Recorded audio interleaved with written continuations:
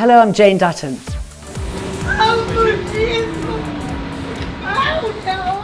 Collapsed after seeing her son's body. How does a family come to terms with the news that their child's body was stolen from a mortuary and then used by a convicted murderer and rapist in his own selfish plot to gain his freedom?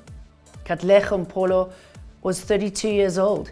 His family had been praying for his safe return for about a year, only to be told his body was stolen from this mortuary and placed in Thabo Besta's cell at Mangaung Correctional Center. The family confirmed it is him, even though it was difficult for the family.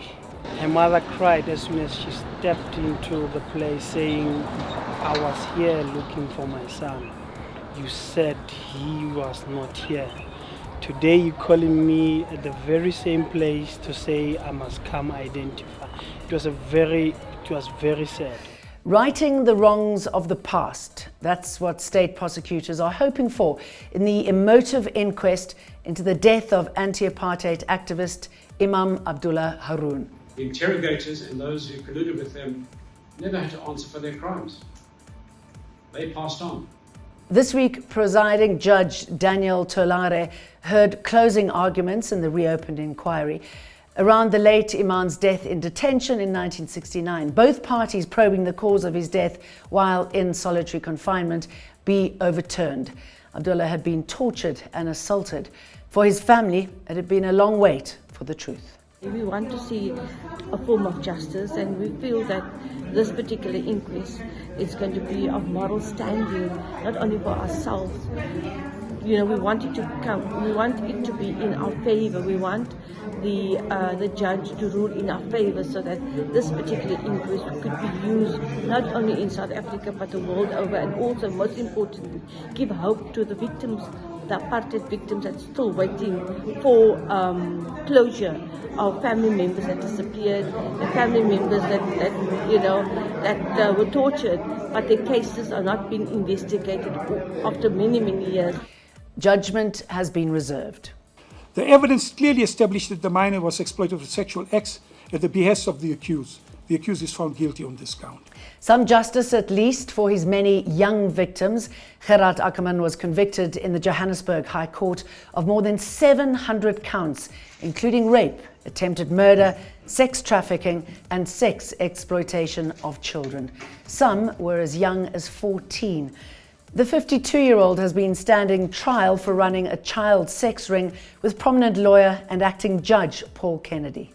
Count 737, this count relates to sexual exploitation of the children and WS. The accused utilized this child by making available to his client for their sexual needs, and in the process he received a percentage of the fee for which he was paid to the minor. The evidence clearly established that the minor was exploited for sexual acts at the behest of the accused. The accused is found guilty on this count. The court is duty-bound to say this so that the victims may get closure insofar as the role played by him in this entire dark episode, which I had the total displeasure to live under for 6 weeks. For me, it certainly wasn't a happy ending. The matter has been postponed to 18th July for a psychologist's report to be presented to court. So what is a week without Eskom and load shedding? As we head into the long weekend, there will be various stages of power cuts. And meanwhile, allegations of corruption and who exactly is and should be held accountable remains as fluid as the load shedding schedule.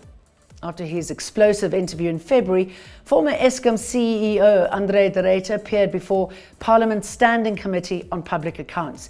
He still refused to name politicians he says have been complicit at the power utility, and said that he reported all corruption he was aware of to the police. For the purposes of understanding, what is a senior ranking politician? If you could define it for us. A senior politician is exactly what it means. Without wanting to cast any aspersions on yourself, you are probably a senior politician. It doesn't help us, because then, as opposed to converging us to a point of specificity, that becomes a generalization which then anybody could have made. Honourable Chair, I think you've put your finger on exactly why I'm reluctant to engage in this line of questioning further.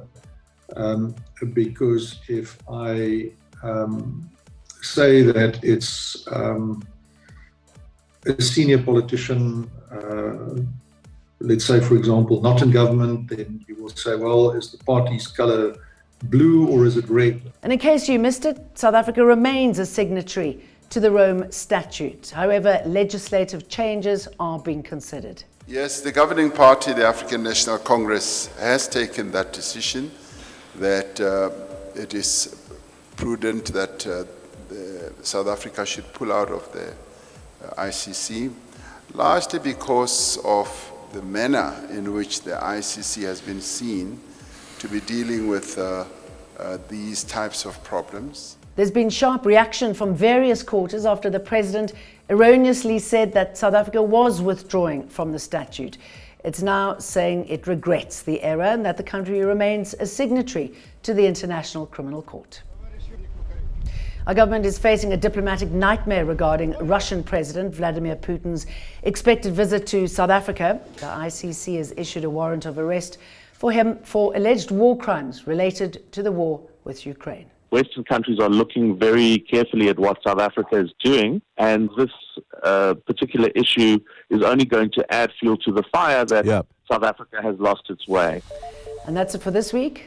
See you again next. I'm Jane Dutton. This is Eyewitness News. Like and subscribe. Eyewitness News. In touch, in tune, and independent. For the latest, log on to ewn.co.za or ewn.mobi.